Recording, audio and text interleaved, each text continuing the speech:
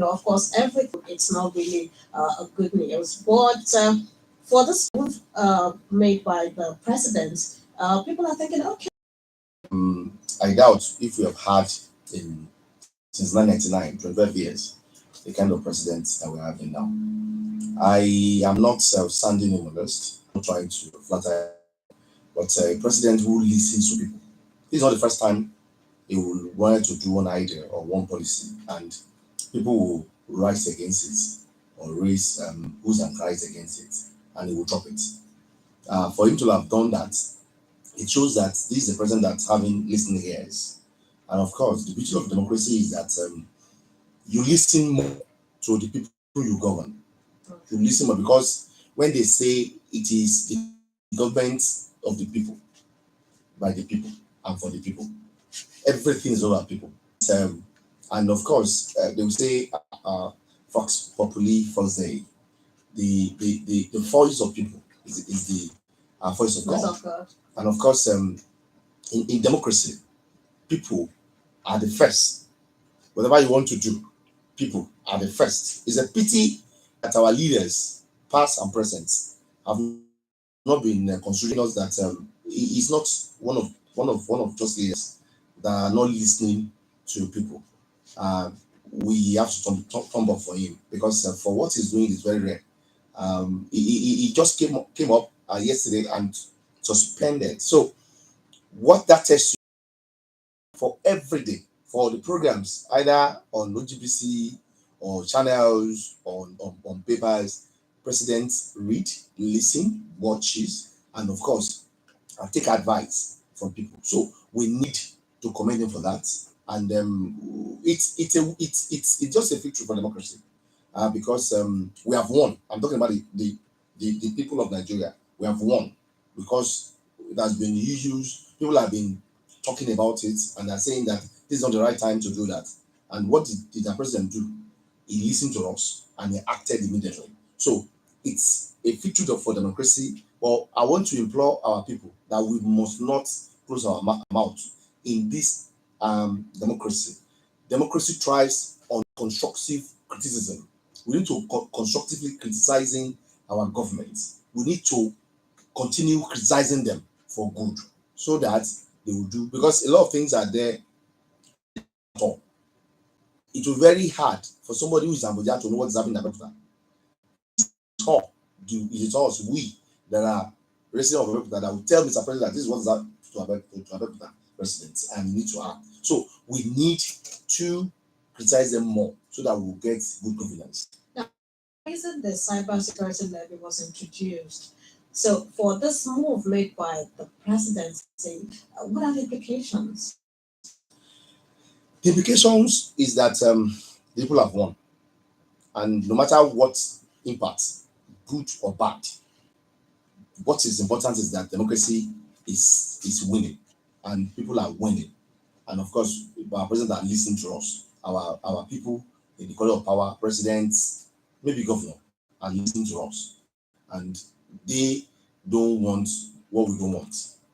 What we want, that is what they want, or they some of them might pretend to want it, but whether by pretense or by we want, and what we want is what they want. So we need to commend them for that. But looking at that cybersecurity level, don't forget we have act. Do we have any amendment to this act? Does the act allow the levy? These are the questions we need to look at. Let's look at the levy holistically. Let's look at the Cybersecurity Act holistically, and let's look at it.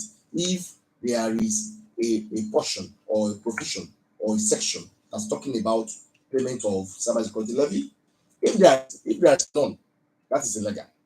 But if there's none, is the government president qualified to come up with executive order and try to bring it about? Yes, president has the power to come up with executive order to look at where we have great ears in our law and try to show up and try to augment, and that he's trying to bring it up, no problem. But even the person that has the power to issue executive order is now suspending it. So what else do you want us to do? That mean it has to remain suspended until it is woken up. Yes, other could have won. And that is it. It's a win-win thing. And like you said, it's democracy. It's a government of the people, for the people, and by the people. I was having a Mr. out from the Nation's newspaper. And this next story coming from Rivers State. Tinubu won't take sides in Rivers crisis. Presidency, writes the Vanguard.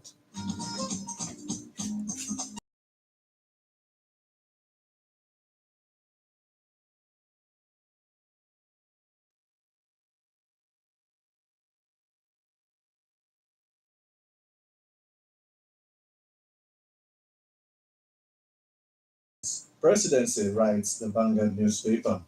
The presidency said President Bola Tinubu would not take sides with either Minister of the Federal Capital Territory (FCT) Nyesom Wike or Governor Siminalayi Fubara over the ongoing political crisis rocking Rivers State. The special advisor on media and publicity to President Ajoren Gilale disclosed this during an interview in national television. So, what's your take concerning these statements credited to President Tinubu that he won't take sides in the ongoing Rivers State crisis?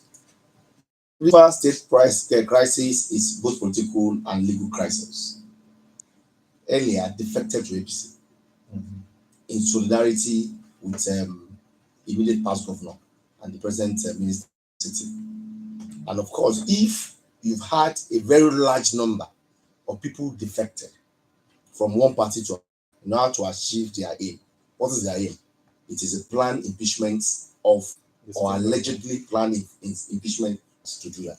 If they meet up the number, they can impeach Mr. Governor if is alleged to have committed um, gross misconduct, impeachable offences. So they can remove him. But are they also qualified? They, as happened in recent past, you will agree with me that they are not also qualified legally, because once they have come, they are not going straight. Whether Mr. Governor, who is also planning to demolish the the state assembly, the complex, and of course trying to forestall and relocate them, he doesn't have that power too. If you look at what our very senior colleague, so the three of them are very critical arms of government, very critical arms of government. So if you're not saying that the governor is now meddling in the affair of the legislature, he doesn't have that power, except you want to go politics. So now that's what I'm saying. The two, we need to look at it critically from the perspective of legal and political crisis. So it has been, we've seen a potpourri of a legal and political crisis that needs legal and political solution. And how do you go about that? Is that they need to, as a matter of urgency, try to find something, because that place has become a banana republic. If you see how many talks parading rivers, in fact, they are doing different press conferences minute by minute from different angles. So we need to, because if you don't do that, they are coming to anarchy, and anarchy will never do anything good for us. That's the reason Mr. President that saying he would not, he would never interfere. I think we don't need his interference, but we need his intervention. He need to intervene, because where we are having anarchy, then there will be a lot of issues. So he might not interfere, because if he interfere, that means he's taking side. But we need his intervention. That means he's doing justice. So his intervention is needed, but interference is not needed at this point. Because most definitely, if interfering in a crisis, it means we want to take sides with the ruling All Progressives Congress. That's what I'm saying. But intervention is what will forestall the crisis and also. Yes, I resolve the issue, find a solution to the issue from both sides, and it will be win-win for them. Okay. And going to what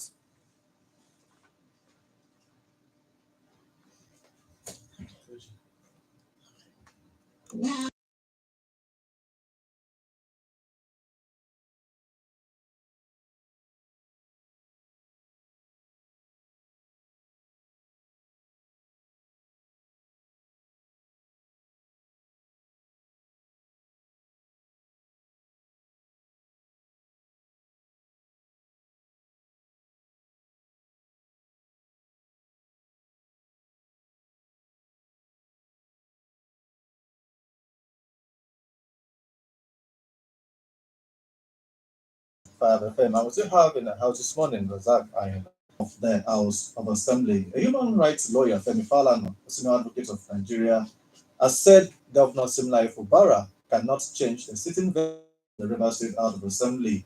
He said Governor Fubara does not have the power to direct the members of the Rivers State Assembly to meet at the government house, the executive arm. How does that work? As I said earlier on, that executive is absolutely different from legislation, and it will be a fusion of power, which is not there's no portion in our constitution that supports fusion of power between the executive and the, because this is federalism, this is parliament, this is presidential. If it is parliamentary, that is a situation whereby we have the executive and the members of our assembly are the same thing. But some of the executive some of the lawmakers are the ministers, or as the case may be. That's the friction of power. That means that there's a clear-cut difference between the executive and legislature under any disguise.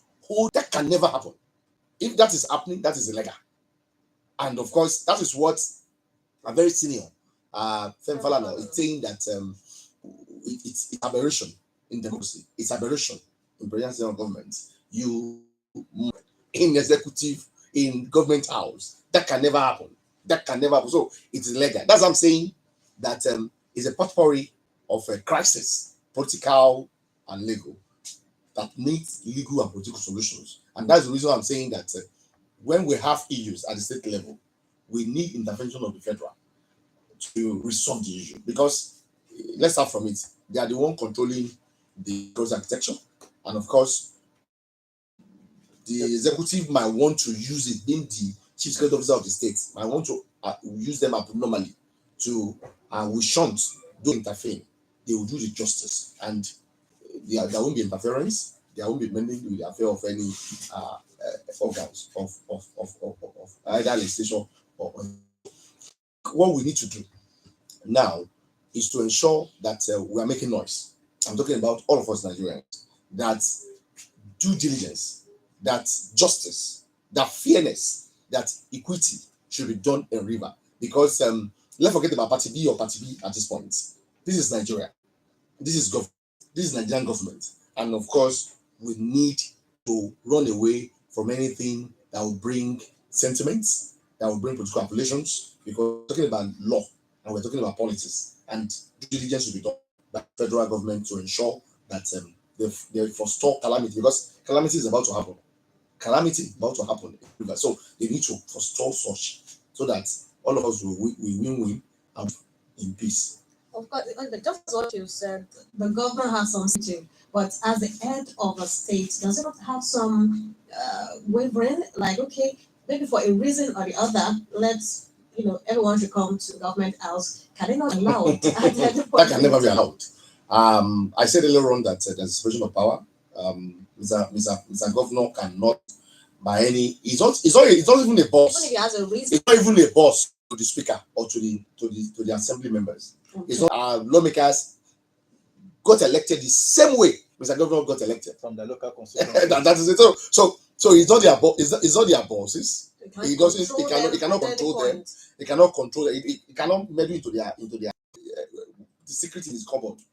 He shouldn't be scared. He does not invisible offenses. It should not be panic. It shouldn't be panic because so it should not be jittery. Judicial assembly does good or bad. So it shouldn't be jittery. It should allow them to do whatever they want to do, and of course also allow the judiciary to interpret whether those defected members from APC and from PDP to APC are also qualified to remove Mr. Governor. So it's a logjam. It's a political and legal logjam. Now it needs interpretation and intervention at the federal. All right, thank you so much. Now, the Director General of the World Trade Organization, that's Ngozi Okonjo-Iweala, is saying something here. And what she's saying is Nigeria must diversify to attract investment and also boost trade surplus. All right. She said that with Megan Pakul and other women at the Nigerian Women Leadership event in Abuja. Now, of course, I think this is something good. That's a very good one. The personality of Okonjo-Iweala, if you look at the woman called Dr. Okonjo-Iweala, it's a Margaret Thatcher of our time. It's Elizabeth over time, or you can call her Efun Tinubu over time. The woman, don't forget, when she was the Minister of Finance, with Obasanjo, they were able to get amnesty for us. They were able to get all our debts, external debt, written off by Paris Club, by IMF, by World Bank. So, and she has stepped at that level. She knows what she's talking about. And if you look at the indicators, look at the economic indicators of Nigeria, you will agree with her totally that Nigeria economy is breaking. And the reason is because of the fact that we are not production driven economy. Rather, we are tax or taxation driven economy. And where you have taxation driven economy, you have a lot of portfolio investments. And that is not creative, that is not productive. So we need production. It is production that you are going to do that will fetch you rice for you to eat. It will fetch you meal to eat. It will fetch you clothes for you to wear. It will fetch you shelter, the housing for you to live in. So if you are not productive, you may not get all these things. Rather, you will be importing them. That's the reason why our economy on imports. And for the fact that dollar is one of the foreign reserve currency that it is used all over the world. Whenever you buy your country, you need dollar. And that's the reason we are running after that. That's the reason dollar is determining our economy, because they are being imported. If you look at oil and gas today, large chunk of what we are still doing today, we are still importing refined product abroad. I didn't know it has been longer. I bought spaghetti, and what's the disparity between how much you bought a spaghetti in 2-3 years to how much is being sold today. So the same thing with rice. How much you bought rice in 2-3 years and how much is in fact, as a matter of fact, when Baba Buhari in 2015, the was sold for 11,000 naira. 11, that's the maximum, whenever you are in Nigeria. Now, today, look at how much they're selling rice. So, and we continue to be importing rice because we don't have enough rice production in Nigeria. And in such economy, there will be balance of trade and balance of payment deficits as against Nigeria. So what we spend too much money, have earned currency that we much money that we earn in our country to buy goods abroad and import it again. And that's the reason we cannot get it right way. Except we go back to the drawing board, except we pump money into agriculture and manufacturing, due diligence should be done. I'm not talking about political money, because when they say about pumping money into something, they'll turn to collective, which is political. So I'm talking about real money being invested in agriculture and manufacturing, so that we have production-driven economy rather than having taxation-driven or import-driven economy. So that is, there are no two ways to it. If you must get investment, you must get it, and if you are getting it, you must be serious with it. Don't pay lip service. Don't play to the gallery. And this is not political affair. This is not the political arena. This is economy arena, which doesn't no sentiment about it. There's no sentiment. It is a price of dollar is a price of dollar. A price of rice is the price of rice. So no sentiment to it. So it's not abacadabra that politicians usually do. Economy is economy, and it will remain economy whether you like it or not. If you are even playing fast game with it, if you are playing fast game, if you're untruthful with it, yes, the forces in the world will tell you are telling lies to your economy, and it's telling us already that we are telling lies, even if we are trying to show up. So we need to be truthful. We need to face it the way it should be faced, and not play to the gallery. All right. Okay, thank you very much. And because of our time this morning, to this next story, military uncovers over 50 illegal refineries in Bayelsa Forest, writes the Vanguard newspaper. The military joint task force in Niger Delta Operation Delta Safe (OPDS) has uncovered 50 illegal refinery sites at the Bisene Forest in Yenagoa local government area of Bayelsa State. Now, looking at the activities of these illegal miners, looking at the activities of our fellow Nigerians in that part of the country who engage in illegal oil business, Is this not the reason why we are having so many issues concerning the oil, the high cost of petroleum products, and what is happening? I listened to the Navy captain who led the sting operation, and of course, what he said was alarming. He was telling us that this is the first time they're having the largest discovery of this crude oil illegal refineries across Nigeria. And of course, they've been able to arrest them and destroy some more. What this is telling us is that somebody, we're just discussing the issue of making Nigeria a production-driven economy. Today, what we're having about 95% of our exports based on oil. What that tells you is export crude oil, Nigeria will be hungry. And of course, to show in everything Nigeria. Now, we have been battling with that issue. Look at how much money they are selling dollar, even in Bureau operators markets. I'm talking about parallel markets. Dollar today is about 1,400. Despite all the monetary policy mechanism and instruments the CBN is trying to do, we will not get it rightly. I said when I was talking last time that when the dollar was falling, fine, it was falling because of the policy, but it will be short-lived if you don't back it up with production. Today, we are exporting up to 95% of our crude oil, and that is what is earning us the highest earner of foreign exchange. So if we don't meet up with the OPEC in the last how many months now, going to 1 year, we have not been meeting up with the OPEC quota.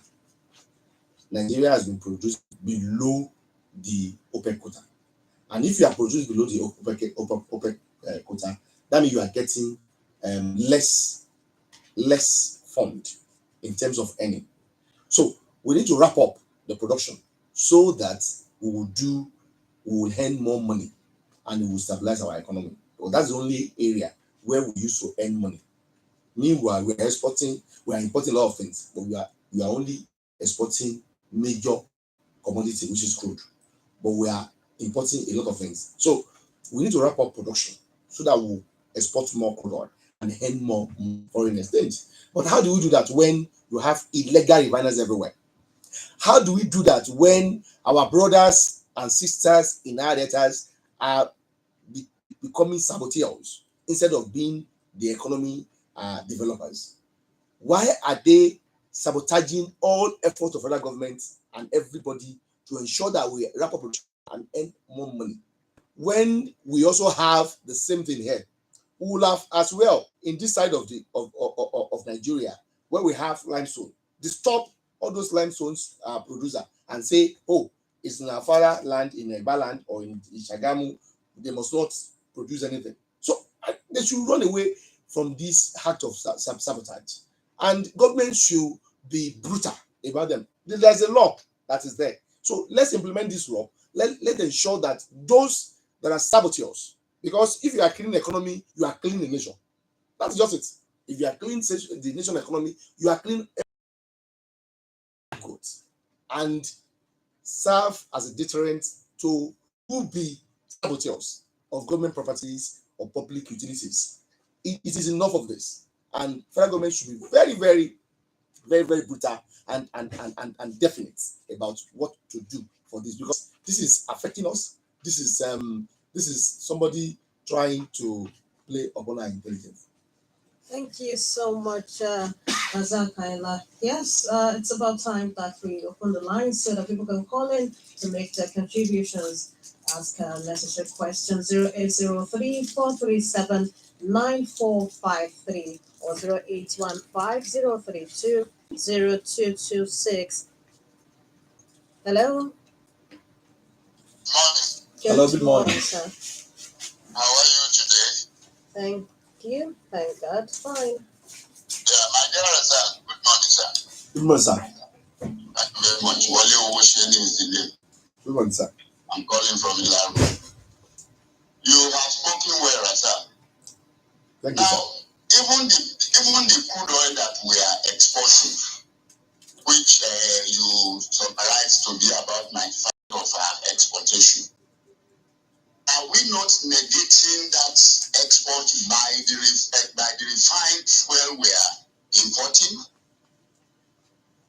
Are we not negating what we are getting from the crude oil exportation? That is that. Why can we not make our refineries working here so that we can refine all the fuel that we will consume in this country and export the surplus of it so that we can have enough foreign exchange? That is one. Two, Rasaq, we have a lot of natural resources in this country. We depend on petroleum exportation alone. Yes. Why don't we tap other resources so that it will complement our export products? That's another one. Then, agriculture used to be the mainstay of our economy in this country in the 1950s, 60s. Am I right? Yes, sir. Even to 70s and 80s. Even to 70s. Why do we neglect agriculture totally? We are producing agriculturists from the universities year in, year out. They are jobless. They don't have anything to do. Why can the government not make enabling them for these people bring back the one that Baba Awolowo Yes. Farm settlement. Farm settlements. And make enabling environment for the would-be farmers there. Provide farming implements. We are not in the age that we can be using hoes and cutlasses. Our population has busted beyond that. All these things are there, and our leaders have those people that can advise them. But simply, if you advise them, they are not listening. People are even sending letters to them. They will not react to it.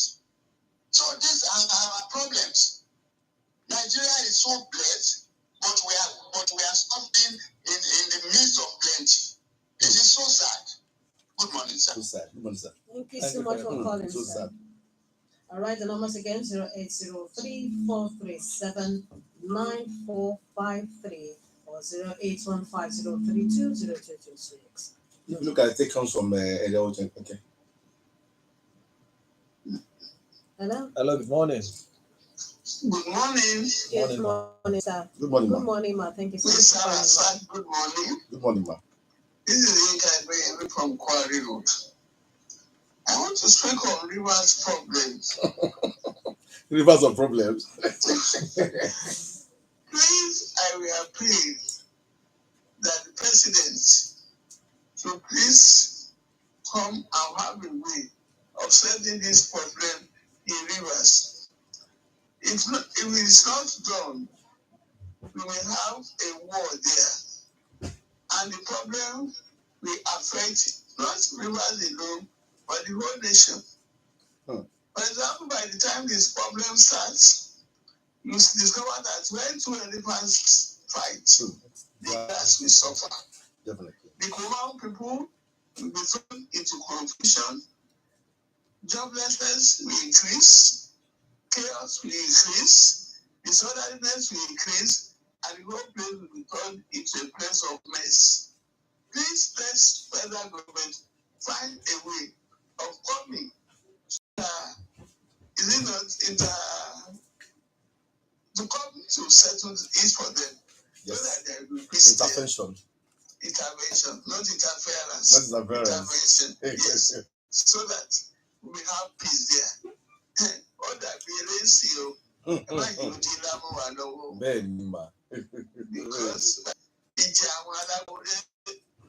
said, what is the government doing to tackle the problems facing production of goods in this country? There are so many problems. We know ourselves. The problem of the herdsmen is there. That is one of the major problems. We can go there because these herdsmen are ready to kill them and nobody wants to die. And so we are running into a problem. Look at what is happening to Akasawa. It is being and so there is no cassava for Gary. Yes, and the Congo of Gary is now 1,005. Yes, What is being done to these things to cope with these problems is very serious. So, even as I already said, where are the farm settlements? Where is electricity? Where is good road? All these are militating against agri. And not to tackle them, we are in problem. Let me allow that speak. You guys from Quarry Road. Thank you very much. Thank you, ma'am. Thank you so much. We have to. Looking at that, I don't know why federal government is not empowering FUNAP, for instance, to feed us in Ogun State. If they empower FUNAP has more than 80,000 hectares of land that they can farm with and feed us in Ogun State, but I don't know why they're not empowering them. Please turn down the volume. Hello. Okay. So I don't know. FUNAP, it's a specialized university that every year they are showing out agriculturists and agricultural engineers, which they're supposed to empower and do better for us. Okay. Hello, good morning. Hello. Hello, good morning. Hello, good morning. All right, you can try to call again 034379226. Those are the numbers to call if you want to be part of. So when we have a federal investor of agriculture, we have three of them. One in Mudike, one here in and one in Makoti. So they can feed us if they really empower them. If they really want to do agriculture, they should approach them, not all those political farmers who for money every time. But are people ready to work? Hello, good morning. Hello, good morning. This is Oluwato Jelade from the corner is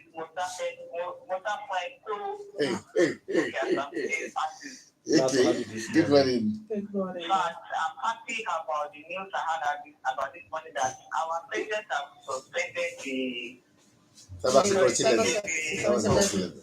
That's a good one. He's a existing leader. I just hope to consider like that. Allow.